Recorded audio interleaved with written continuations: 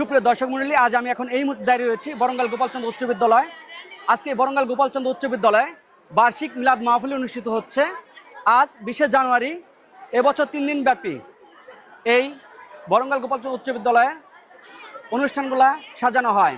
যার প্রথম দিন ছিল এই প্রতিষ্ঠানের 102তম প্রতিষ্ঠা বার্ষিক অনুষ্ঠান এবং দ্বিতীয় দিন ছিল ক্লাস 6ষ্ঠ শ্রেণীতে যারা ভর্তি হয়েছে তাদের নবীনবরণ অনুষ্ঠান এবং আজকে তার তৃতীয় দিন। বার্ষিক মিলাদ মাহফিলের মাধ্যমেই কিন্তু এই বরঙ্গাল গোপালচন্দ্র উচ্চ বিদ্যালয়ের অনুষ্ঠান শেষ হতে চলেছে। উক্ত অনুষ্ঠানে প্রধান অতিথি হিসেবে উপস্থিত থাকবেন মনীষা রানী কর্মকার, শিবালা উপজেলা নির্বাহী কর্মকর্তা ও সভাপতি বরঙ্গাল গোপালচন্দ্র উচ্চ বিদ্যালয়, এবং বিশেষ অতিথি হিসেবে উপস্থিত থাকবেন মোহাম্মদ মিজানুর রহমান, উপজেলা মাধ্যমিক শিক্ষা অফিসার, শিবালা মানিকগঞ্জ। এবং উক্ত অনুষ্ঠানের সভাপতিত্ব করবেন মোহাম্মদ লুৎফর রহমান, প্রধান শিক্ষক, বরঙ্গাল গোপালচন্দ্র উচ্চ বিদ্যালয়।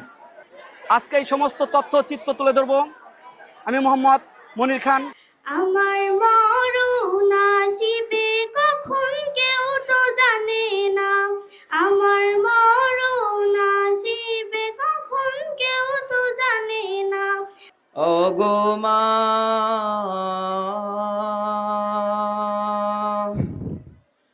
ওগো মা,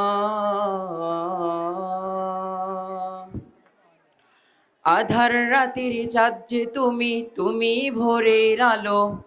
তোমায় যখন দেখি আমার মন হয়ে যায় ভালো। মনের ঘরেতে রেখেছি যারে, দূরজাহানের বাদশা নবী কামরিওয়ালা রে, দূরজাহানের বাদশা নবী কামরিওয়ালা রে। এই মুহূর্তে প্রতিযোগিতা অংশগ্রহণ করে যারা বিজয় হয়েছে তাদের মাঝে পুরস্কার বিতরণী অনুষ্ঠান চলছে এবং পুরস্কার বিতরণ দিচ্ছেন অত্র বিদ্যালয়ের শিক্ষকবৃন্দ। গ্রহণ করছে, নিকট হতে পুরস্কার গ্রহণ করার জন্য আহ্বান করছি। মাওলানা নওশীর আলম স্যারের নিকট হতে পুরস্কার গ্রহণ করার জন্য আহ্বান করছি। প্রধান শিক্ষক জনাব আসিরউদ্দিন, ছাত্র বিদ্যালয়ের সিনিয়র শিক্ষক রফিকুল ইসলাম স্যার, রফিকুল ইসলাম স্যার তার হাতে দ্বিতীয় পুরস্কার তুলে দিচ্ছেন। ছোরা আক্তার হাতে পুরস্কার তুলে দিচ্ছেন রফিকুল ইসলাম স্যার, হুমায়ুন কবির স্যার এবং আতোয়ার স্যার। নওশীর আলম স্যার গেছে। অতিথি হিসাবে আমার বিশেষ পুরস্কার গ্রহণ করবে শেখ রাফিয়া ইসলাম। শেখ রাফিয়া ইসলামের হাতে পুরস্কার তুলে দিচ্ছেন অত্র বিদ্যালয়ের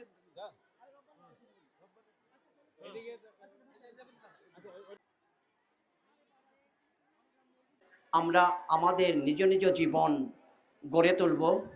আমরা শিক্ষকদের সহযোগিতা নিয়ে, মা বাবার দোয়া নিয়ে আমাদের যার যার জীবন আমরা গঠন করব। আমরা প্রথমে যার কথা শুনে বাসা থেকে বের হব সে হলো আল্লাহকে স্মরণ করার পর আমার মা এবং বাবাকে সালাম দিয়ে আমি বাসার থেকে স্কুলের উদ্দেশ্যে বের হব।